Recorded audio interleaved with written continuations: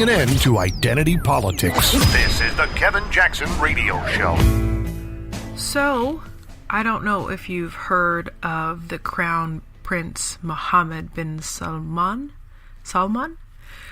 He is the Crown Prince of Saudi Arabia, and he was here for a visit to the United States. He's super cute, but I guess he's already married. Anyway, I'm Liz Mattori. I'm filling in for Kevin today. This is the Kevin Jackson Show on KJRadio.com. Yeah, so he was visiting the United States.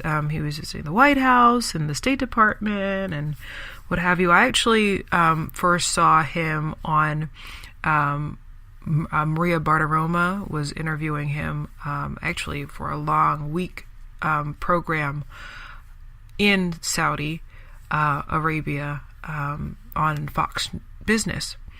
And he was actually talking about Neom, which is this new city that they're literally constructing from nowhere. And there are several American inventors and investors that are helping. I mean, there are people from all around the world creating this new city called Neom in Saudi Arabia, and it's super high tech. Everything's all about like robotics and renewable energy. And I remember Maria was talking about like, wow, renewable energy, and you're in the middle of this like, oil rich environment. Why would you do that? And the Crown Prince was like, I mean, I guess when you have like all that money, you can be like that chill, but he was just so like nonchalant about it. Like, this is what we do here in Saudi Arabia. This is what we're able to achieve. And his big push is to make a case for moderate Islam. And I know that Islam is very controversial. I've actually met people who think it's not a religion. I believe it's a religion. Some people think that it's not one of the Abrahamic religions. I grew up being taught that. My father said that, that was the whole story about how, Abraham had, two sons.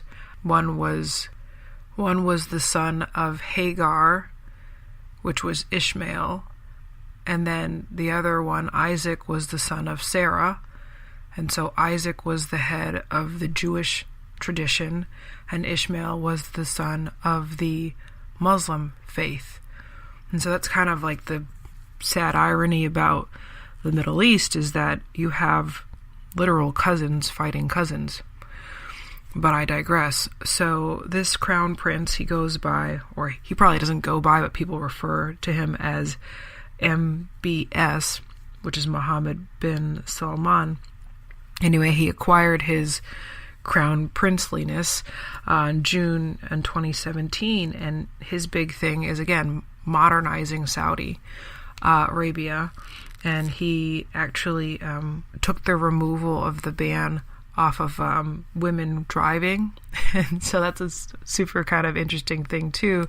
I was hearing this story on Bloomberg a couple months ago about how, like, luxury SUVs have now uptick and had there's this rise in sales of trucks because women are now able to drive their own cars, and they want it all souped out, and they want every beautiful, wonderful, luxurious thing in their trucks.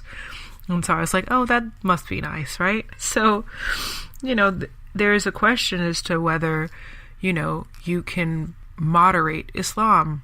And I know, actually, I've lost quite a few friends over the last few years, about being a Republican and being a Trump supporter because of this specific issue.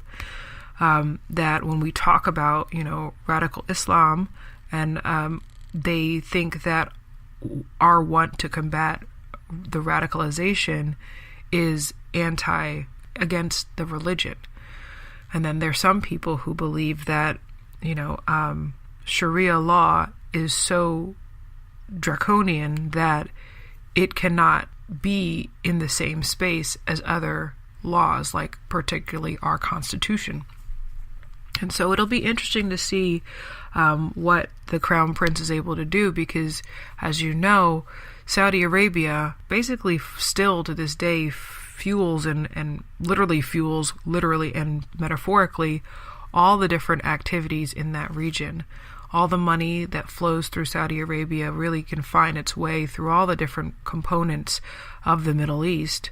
What does a place like Israel do? Now, again, I would argue, wanting to see the progress of Saudi Arabia and for them to be sort of moral, religious, somewhat spiritual, maybe definitely geopolitical leaders in that region would be a really good development in geopolitical relations.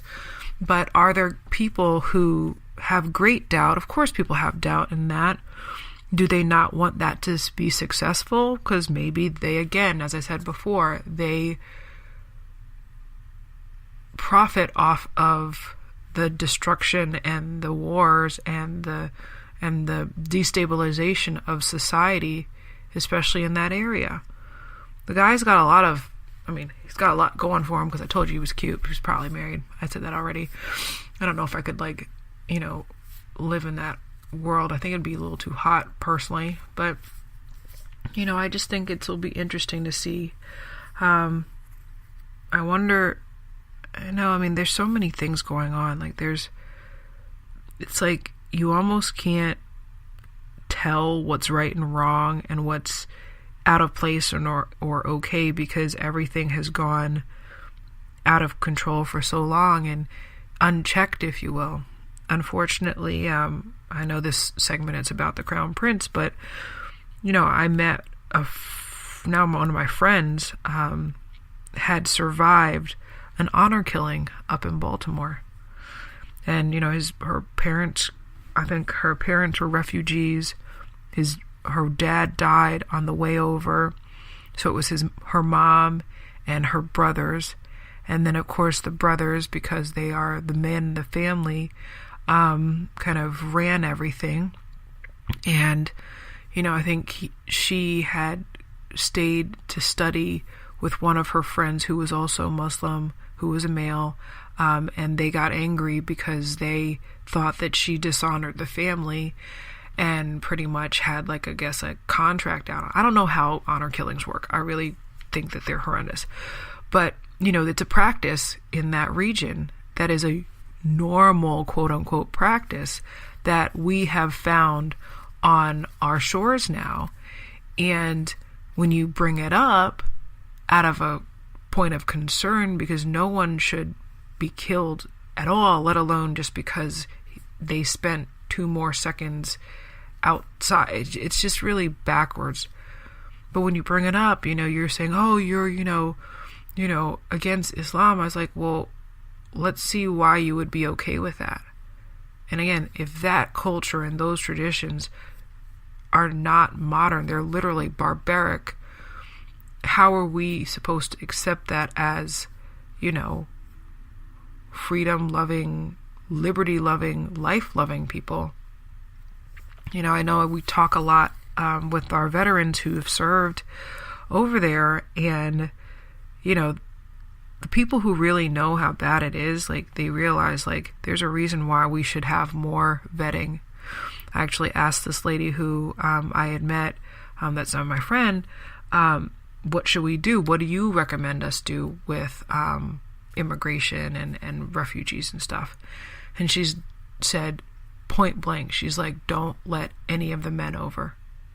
Don't let any of the men who say that they're refugees come over, because they bring their bad habits, these are her words, bad traditions with them. And we as women, though here in the United States we have equality in that culture, they are the ones who control and maim and degrade us. And they are the ones who the women want to get away from it. So as I said, I wish this guy, the Crown Prince, much luck, because we need it. We need strong leadership. We need modern leadership. And I guess just like in our world, I guess you have enough money that people start listening to you and pay attention. So, yeah, it'd be great to have more of a modernized, moderate Islam for all the billions of people who are Muslim, because, you know, I don't want to see any more people being killed because they look or a certain way, or maybe they're homosexual, and of course they kill those people too, don't they?